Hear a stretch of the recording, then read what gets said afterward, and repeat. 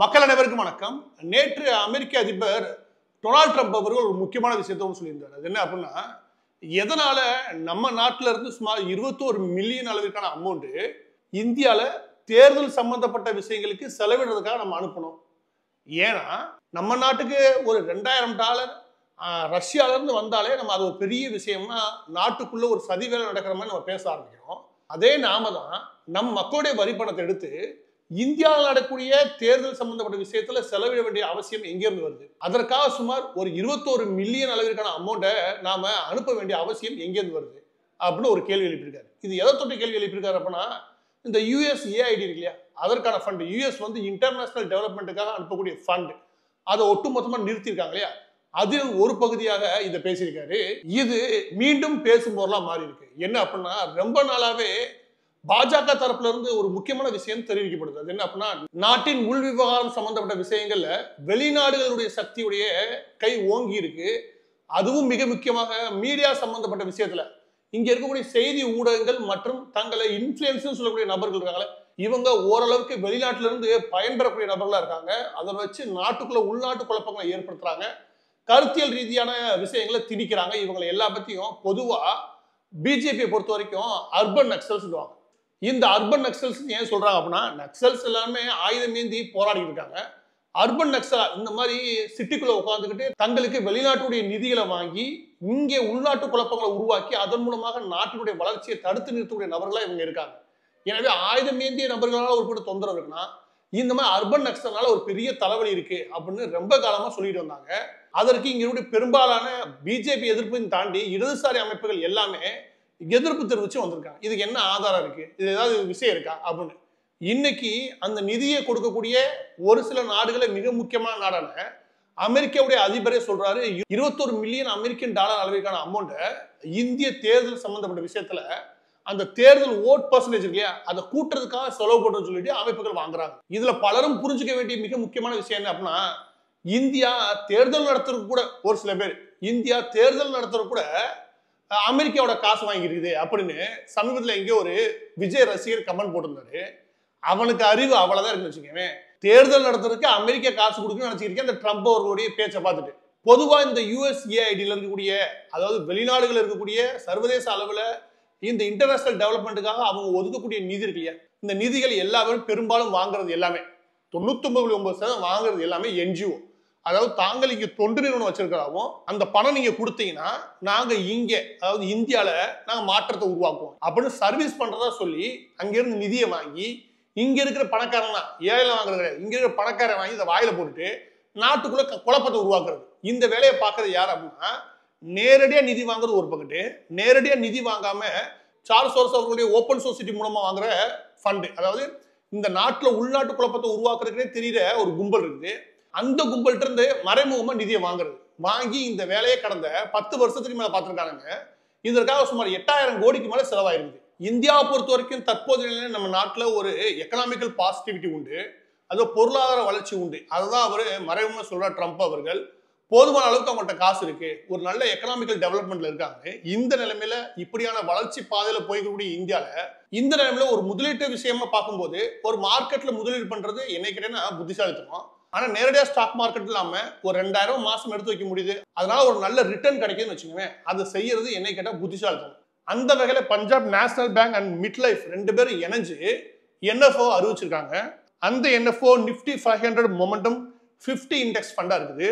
இந்த NFO உடைய கடைசி தேதி பிப்ரவரி 28. இதை பற்றின மேலும் விவரங்கள் தெரிஞ்சிருக்கு இந்த வீடியோட டிஸ்கிரிப்ஷன் லிங்க் இருக்கு.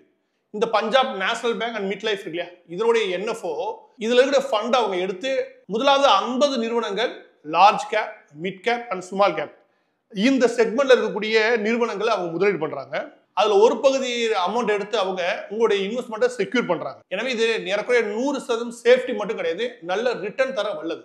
அதோட சேர்த்து லைஃப் கவரேஜ் 120 மடங்கு, நீங்க என்ன பிரீமியம் அமௌண்ட் கட்டுறீங்களோ அதோட 120 மடங்கு உங்களுக்கு லைஃப் கவரேஜ் கிடைக்கும். இந்த இண்டெக்ஸை பொறுத்த வரைக்கும் கடந்த 5 வருஷத்தை இதோட பெர்ஃபார்மன்ஸ்ல பார்த்தீங்கன்னு வச்சுக்கோங்க, 29.8% அளவுக்கு இதோடைய ரிட்டர்ன் இருந்திருக்கு. கடந்த 10 வருஷம் எடுத்துக்கிட்டீங்கன்னா சுமார் 22.1% அளவுக்கு இதோட ரிட்டர்ன் இருந்திருக்கு. ஒரு புரிஞ்சுக்கிறதுக்கு எடுத்துக்காட்டு சொல்லணும்னா 2014 நீங்க 1 லட்சம் ரூபாய் இதுல நீங்க இன்வெஸ்ட்மெண்ட் பண்ணியிருந்தீங்கன்னா இன்னைக்கு அதனுடைய மதிப்பு 10 வருஷத்துல 7.4 லட்சம் அளவுக்கு இருக்கும். இதுல அனதர் பெனிஃபிட்னா ஆனுவல் பிரீமியம் 2.5 லட்சம் வரைக்கும் உங்களுக்கு மெச்சூரிட்டி வந்து டாக்ஸ் ஃப்ரீ. இது என்ன வரைக்கும் ஒரு குட் ஆப்பர்ச்சுனிட்டி தான். மாதம் 18,000 ரூபாய் எடுத்து வைக்கிறது மூலமாக ஒரு 2 கோடி ரூபாய் வரைக்கும் நம்மளால ஒரு ரிட்டர்ன் எடுக்க முடியும்னா இது நல்ல முதலீடு தான்.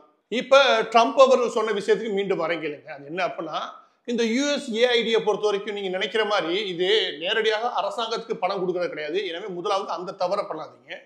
இங்க தேர்தல் நேரங்கள்ல அந்த என்ன சொல்றாரு அப்படின்னா, இந்தியாவில் தேர்தல் நடக்கும்போது அந்த தேர்தல் எப்படி நடக்குது அப்படின்ற விஷயத்துக்காக அது நல்ல விதமா நடக்கணுமா, அது தேர்தலில் வந்து எல்லா மக்களும் பங்கேற்கணுமா, அதற்காக சொல்லி இங்க இருக்கிற NGO காரங்க அங்க $21 மில்லியன் வாங்கியிருக்காங்க. யோசிச்சு பாருங்க, இங்க தேர்தல்ல மக்கள் எல்லாம் ஓட்டு சதவீதம் அதிகரிக்கிறதுக்கு தேர்தல் ஆணையம் 1008 வேலை பார்க்குது. ஆனா இவங்க நாங்களும் வேலை பார்க்கணும்னு சொல்லிட்டு வேறொரு வெளிநாட்டுல போய் எங்களுக்கு காசு கொடுங்க, இங்க டெமோக்ரஸியை நாங்க சரியா நடத்துறதுக்காக உழைக்கணும்னு சொல்லிட்டு ஒரு 150 கோடில இருந்து 200 கோடி ரூபாய் வாங்கிட்டு வந்தானா அவன் எவ்வளவு பெரிய ராஸ்கலா இருப்பான். அவன் ஊரை ஏமாத்துறது தெரியாது. எனவே USAID பொறுத்த வரைக்கும் அது ஒரு பெரிய ஸ்கேமா மாறி போச்சு. ஒரு காலகட்டத்தில் 1972களில் USAID பொறுத்த வரைக்கும் அமெரிக்கா எதற்காக உருவாக்குறாங்க அப்படின்னா, எல்லா நாடுகளையும் தங்களுடைய இன்ஃபுளுன்ஸை காட்டுறதுக்காக, எல்லா நாடுகளையும் அமெரிக்காவுடைய இன்ஃபுளுன்ஸ் ஒன்று இல்லையா, அதை உருவாக்குறதுக்காக முயற்சி பண்ண போய் அதற்காக கட்டமைக்கப்பட்ட இந்த அமைப்பு எங்க போய் முடிஞ்சிருச்சு அப்படின்னா, அவங்கள்ட்ட காசை வாங்கி உழைக்காம வாழ்வான் தெரியுமா, அவனுக்கு எந்த வகையில இதை பயன்படுத்த முடியும்னு ஆகிப்போச்சு. அதுல பயன்படுத்தின நபர்கள் இது USAID வாங்கின காசு வாங்கின எல்லா பயிலுமே பொறுக்கிதான் பெரும்பாலும் பொறுக்கி இந்த மீடியாவில் ஆக்குறவங்க. அவங்க என்ன சொல்லுவாங்க, கூகுள்ல எங்களுக்கு ஸ்காலர்ஷிப் கிடைச்சிருச்சு, அங்கே ஸ்காலர்ஷிப் கிடைச்சிருச்சு, இங்கே ஸ்காலர்ஷிப் கிடைச்சிருச்சுன்னு இந்த சென்னைக்குள்ளே மீடியா காரங்க சுற்றுவாங்க. இவங்க எல்லாம் எப்படி பிழைக்கிறாங்க அப்படின்னா, இப்படிதான் வேறொரு நாட்டில இருந்து காசை வாங்கி அவனையும் ஏமாற்றி நாட்டுக்கும் விசுவாசம் இல்லாம நாட்டையும் எடுத்து குடிச்சதாக்குறது. அதுல கொடுமை என்னன்னா, இந்த USAID உடைய ஃபண்டை வாங்கி இந்த ஓப்பன் சொசைட்டி மாதிரி இருக்கக்கூடிய அமைப்புகள் என்ன பண்றாங்கன்னா, அதை வாங்கி இவங்க தாங்க நிதி கொடுக்குற மாதிரி காமிச்சுக்கிட்டு ஊருக்குள்ள எங்கெங்கெல்லாம் முடியுமோ எல்லா அரசாங்கத்திலுமே தலையிடுறது. ட்ரம்ப் அவர்கள் சொல்லக்கூடிய முக்கியமான விஷயம் என்னன்னா, அவர் சொல்றது மேலோட்டம் சொல்றாரு என்னன்னா, இங்க இருந்து நீ 21 மில்லியன் வாங்கி 200 கோடியை வாங்கி நீ இந்தியாவில் என்ன செய்ய முயற்சி பண்ணுவ, அதை எதுக்கு அங்கே பம்ப் பண்ற, அப்ப என்ன நோக்கம் உனக்கு இருக்கும் அப்படின்னு கேட்டா அந்த நோக்கம் ரொம்ப சிம்பிள். இங்க ஆளும் தரப்பில் இருக்கக்கூடிய நரேந்திர மோடி தலைமையிலான அரசுக்கு எதிராக இங்க ஒரு பிரச்சாரம் மேற்கொள்றதுக்கு இங்க கூட்ட வேலை பார்க்குது. அந்த கூட்டத்துக்கு அந்த நிதி போகுது. இதுதான் அவரு பட்டவர்த்தமா சொல்லக்கூடிய உண்மை. இப்ப எல்லாத்தையும் நிப்பாட்டிட்டாரு.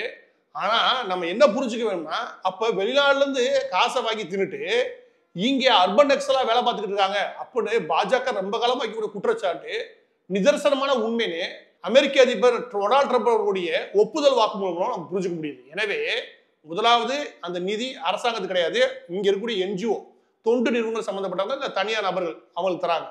அவங்க வாங்கிக்கிட்டு அவங்க பொழப்பு நடத்துறதுக்கு இந்த மாதிரி வேலை பார்த்துருக்காங்க. உண்மையில சொல்ற ஒரு விவசாயோ ஒரு சாதாரண வீட்டு பசங்களோ இவங்களுக்கு இந்த நிதியை வாங்க தெரியாது. இவங்களுக்கு தான் அந்த இடத்துல போய் எப்படி நிதி வாங்க தெரியும், அதுக்கே அலையிறவங்க சில்பா சிட்டி நினைக்கிறேன் அவங்களோட சொந்தக்காரங்களாம் வாங்கி தெரிஞ்சிருக்கேன். அவங்கள என்ன காசு பஞ்சம் நினைக்கிறீங்க.